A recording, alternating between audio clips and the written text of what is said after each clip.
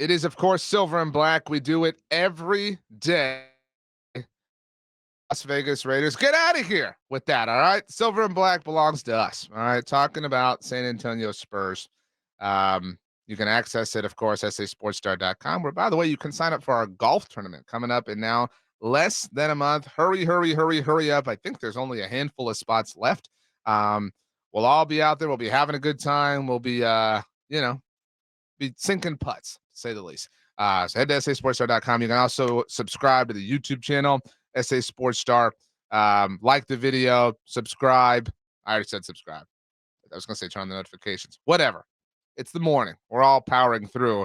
And it's difficult to do so on the heels of the 48th loss of the season for the San Antonio Spurs. 48th loss of the season for the San Antonio Spurs, I said. This one, this variety, 114, 105 against the T-Wolves, who were clearly a little pissed off about the way things went the last time that the Spurs played them when they won. We did not think it would go well. It did not. And not only did it not go well, the Spurs at no point in time had a positive win probability.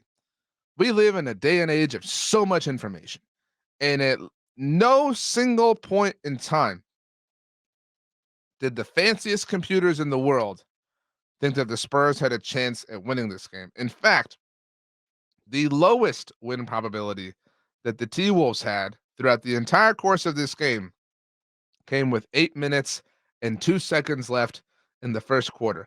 The T-Wolves had a 78.3% win probability, despite the fact that they were losing. At that moment in time, it was 10-5 San Antonio. And of course, that did not last very long. Goldfinger123 says in the chat, do the Spurs have a culture problem? It's funny you asked this, Goldfinger, because, I was doing a few things on Tuesday evening, minding my own business, and we had a tweet go out here from our station account. Make sure you follow us all over the socials. SA Sports Star is how you do that. And we had a clip from the incomparable Joe Reinagle, who has been a bit busy this week, obviously. With flying Han style himself on the Blitz on Monday and Tuesday. That will change this afternoon, as I understand it. And Joe actually sat in with me on Monday's edition of the Morning Huddle. And when we were doing this segment, when we were talking about the Spurs and Silver and Black, Joe went off. Joe got pissed. Joe basically said the Spurs have a culture problem in so many words. I think Pop has coddled these guys in ways that I have never seen Greg Popovich do before. And everybody tells me, well, it's a new brand of player and kids today and yada, yada, yada. And I just don't buy that. You play professional basketball. You either do it right or you don't do it at all. And it's what it's come to. And that's what's sad about it all is the fact that we're applauding these guys for just staying close. It was Joe Reinagle on the Morning Huddle here on 94.1 San Antonio Sports Star on Monday. That's why everyone should subscribe to us on YouTube, so you can go back and access those things and relive the best and some would say worst moments of the San Antonio Spurs season.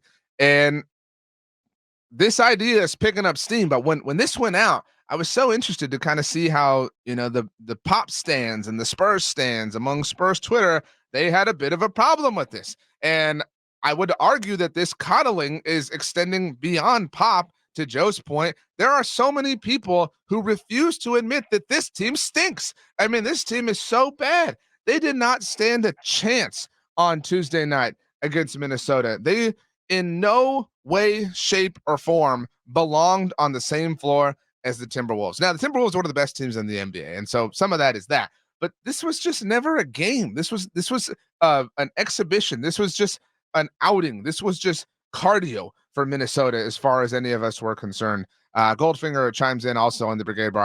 I would also argue they have a leadership issue. Well, it's funny you say that, Goldfinger, because we talked about on Sunday night, this was on Monday, of course, how Keldon was benched after 4 minutes. Get out of there, dude. We've seen enough. We're not here to have you. You can't be embarrassing us. All right. You can't go embarrass the 11-win Spurs. All right, Keldon. We hold ourselves to a higher standard than that.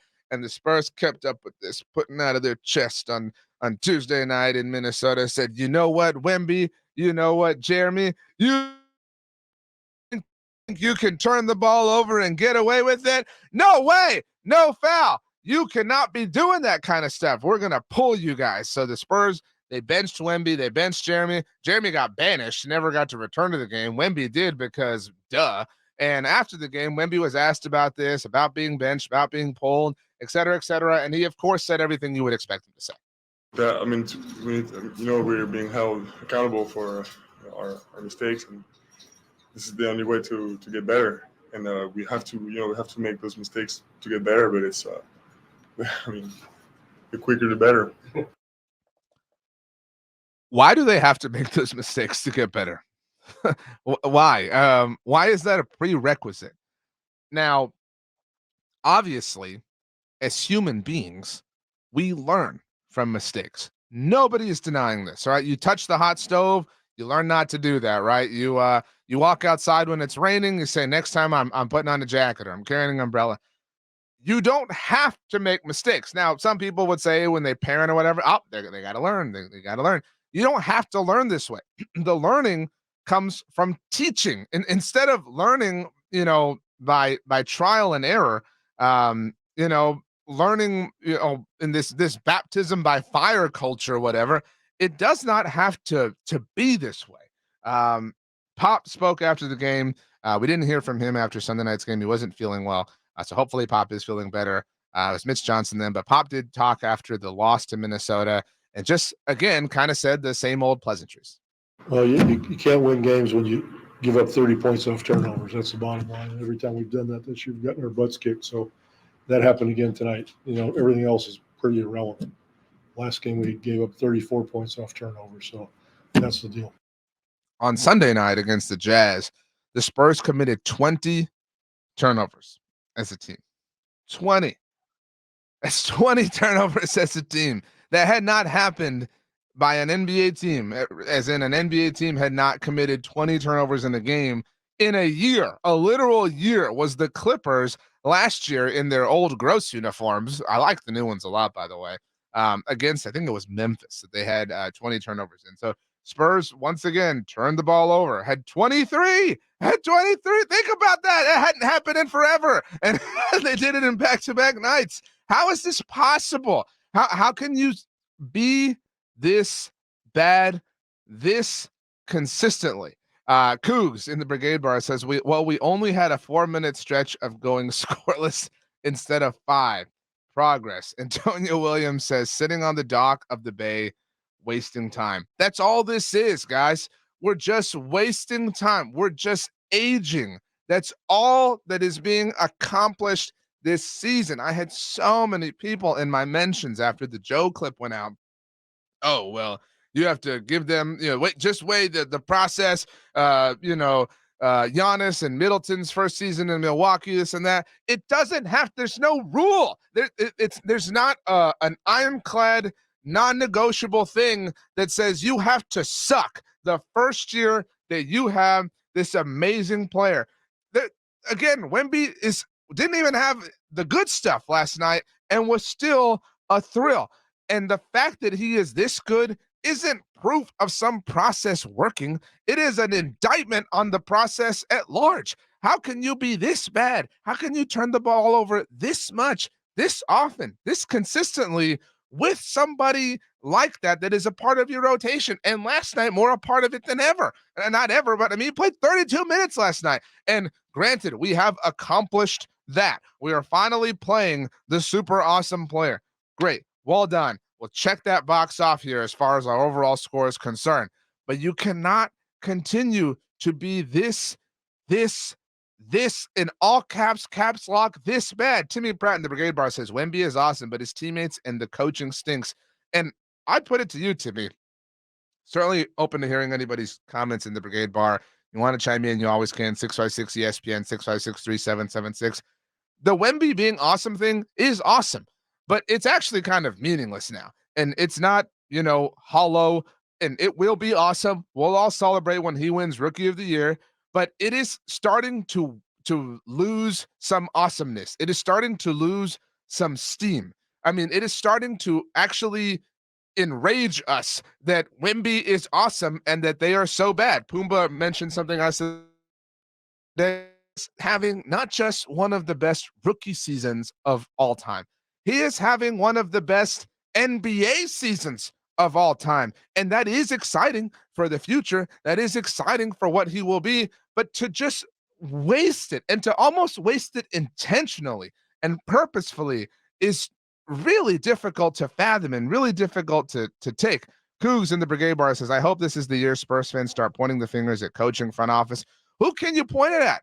I mean, like if somebody has to be at fault, and somebody does, you can again miss me with this. Oh, it's all part of this. Is not some grandmaster plan.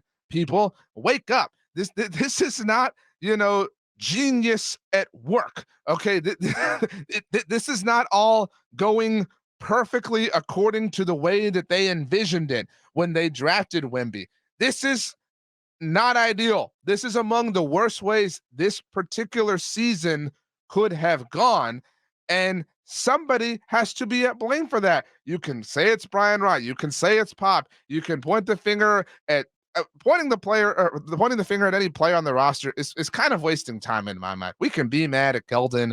We can be mad at Devin after the New Orleans loss, and he's played really well since then. And I think he deserves a lot of props. Again, that night was a poor one, but he's played really well in that time. I'm not willing to blame any players here. The roster stinks. So we're going to be mad at the not great players for not being great. That seems like a waste of energy.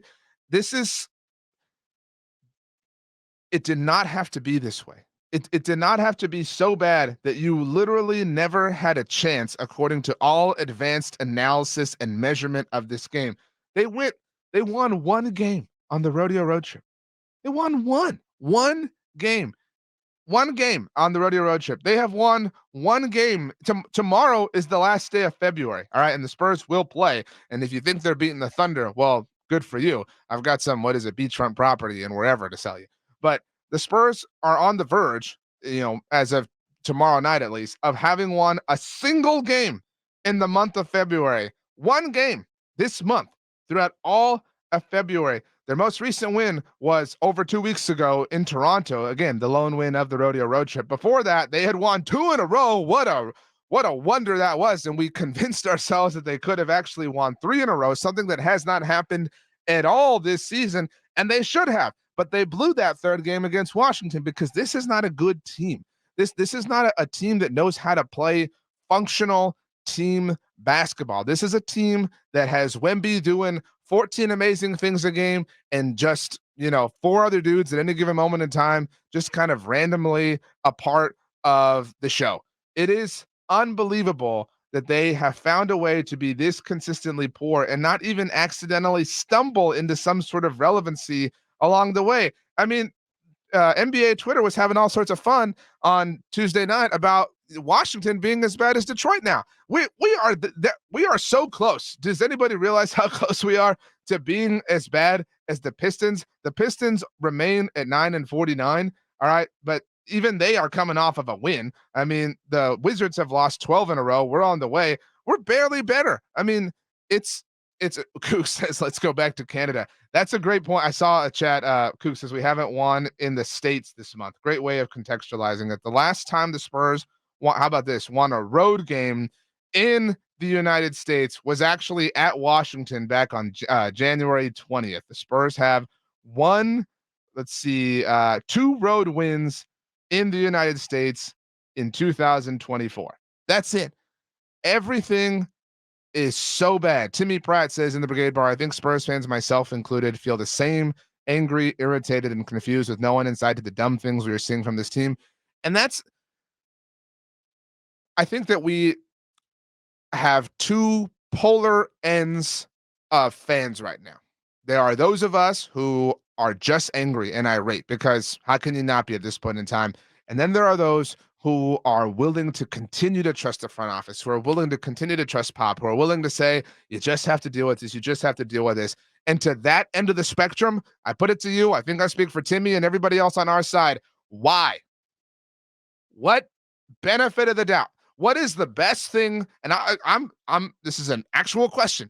What is the body of work they have to show for themselves? What is the thing that they can point to and say, here's the thing that we did that you should trust in recent memory?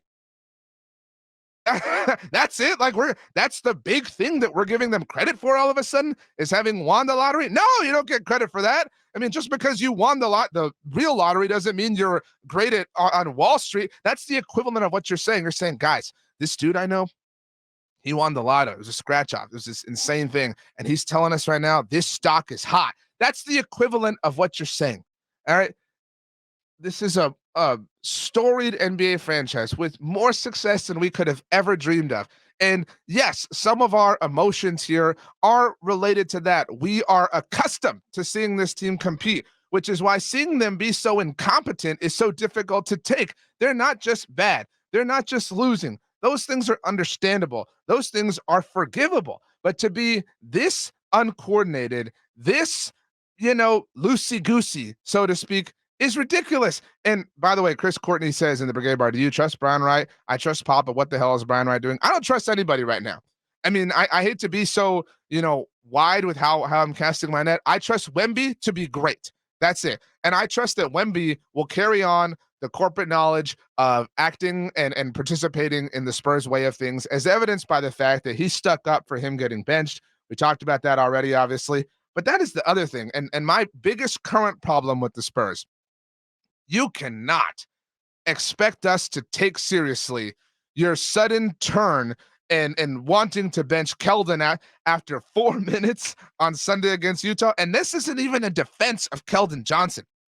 But you cannot jump in and all of a sudden pretend that you are now throwing out repercussions and throwing out, all sorts of stuff and blah, blah, blah. And then on Tuesday night, bench Wemby. And what are you accomplishing? Really? What are you really and legitimately accomplishing by benching Wemby? And yes, you're benching Jeremy Sochan, who you didn't even allow back in the game. But here's the other thing. You benched Keldon on Sunday night. He didn't get to go back into the game. You benched Jeremy on Tuesday night. He didn't get to go back into the game. You benched Wemby on Tuesday night. He did get to go back into the game. And while that is for understandable and obvious reasons, if that's going to be your thing, if you're going to be Mr. Hardass and just bench dudes and take them out and, you better play our way, you better not commit silly fouls, you better not turn the ball over, or else, then why are you letting people back in the game? You got to be the same way all the time. This just looks like they're just it's starting to feel like they're as desperate as we think they are. And that's why the panic feels louder and bigger than it did over the majority of the beginning of the season.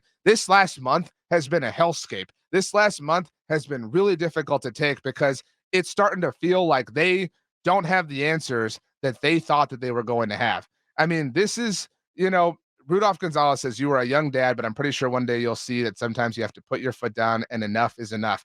I agree with that. And, thankfully my son is 2. And so not really in any kind of situations, here to be that way, but this is enough. I mean, how can anybody not feel like this is enough? If you are trusting the Spurs, if that is your position on this, you reserve the right to feel however you want to. We should all approach sports the way that we want to. You should be able to say, look, this is my team. I trust them. They have this track record, and I'm going to give them all benefits of the doubt as it relates to things like this, because most of history in my lifetime suggests that is a good idea. Fine. That's up to you. And that's your opinion. And we're all allowed to have them. But at this point, that position is based more on hope than anything. It is not. In fact, it's exclusively based on hope.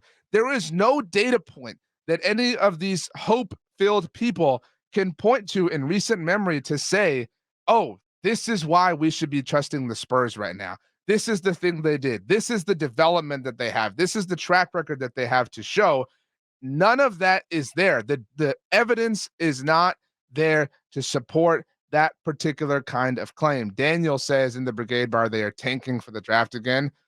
Fine, but you already did that. I mean, and that is that may be true, but that is the easy thing to throw out, to explain, to get rid of everything, and to just kind of, give them a free pass or whatever you want to call it, because you cannot say over and over and over again, they're tanking. At some point, you got to do this. At some point, you got to take this seriously. And we're a few months away from seeing how seriously they're going to take it. I saw Trae Young, future Spur, hopefully had surgery. Hopefully he's, feeling better and getting rested up, ready to rock for the 2024-2025 season. Too little, too late this season. I think this should have happened within the first 15 games. And that's the thing, Cougs. I agree with you. If you want to come out and be a hard ass and bench people and you ain't coming after 4 minutes, in November and December, cool. I mean, I think that's weird, but at least you're going at this the same way. At least you're coming out the gate and being that team from the jump. But to just, wake up in the middle of the day, now post All-Star break and try to act like this, it actually is so silly that it's not at all serious, right? I mean, it's so silly that we're looking at this and saying, this is just ridiculous. This isn't real. This isn't anything that we can take seriously, because you're clearly not taking anything seriously. Cujo77 says in the Brigade Bar, RJ hump day rant. It's not even a hump day rant. It's just, we can't keep watching the same game. I mean, that's all we're watching. I mean, in the blink of an eye, it's over and cool. Wemby's going to do something epic. He's going to have a highlight that's going to be played all over Twitter. And we're going to rightfully talk about how great he's going to be over the course of his career. But he's great now. We don't have to wait. This idea or this inference that we have to be patient for Wemby to develop and for all this stuff to happen around him is a lie. He's great now. You can be great now. And maybe asking them to be great now is a stretch relative to recent history and where the Spurs are still trying to fight their way back from. But it is not a stretch to say that you can be good now. Hell, it is not a stretch to say you can be competent now, because that at bare minimum is the bar that we are asking them to clear, and it is impossible for them right now. And they at no point in time had a positive win probability against Minnesota. None. Even with a 5-point lead, the advanced analysis of this game said, they have no shot. They have no shot. This Spurs team, they have absolutely no shot at making this throughout the entire course of the game. Timmy Pratt in the Brigade Bar says, we saw the trade deadline pass not too long ago with zero moves to improve, which was also frustrating. Timmy, you have to trust, man. You have to trust. Why would the Spurs utilize the trade deadline? We talked about this a little while ago with the Cowboys. Every avenue of team building should be exercised. Every avenue. If you're ignoring it, if you're thumbing your nose, you have no right to thumb your nose at any avenue of team building at this point in time. You are on the ground floor. Despite having somebody taller than the building on your team, you are on the ground floor. You have to find a way to start climbing to the top. Get to the second floor, and we will start to take you seriously, and we will believe you when you want to bench anybody for this, that, or the other. This was Silver and Black. You can, of course, access it at sasportstar.com, our audio vault, our AABS Bail Bonds audio vault. You can also check out our YouTube channel, search SA Sports Star on the tube of views, subscribe, like the video, and, of course, turn on notifications so you don't miss anything when we are here, which is every single day.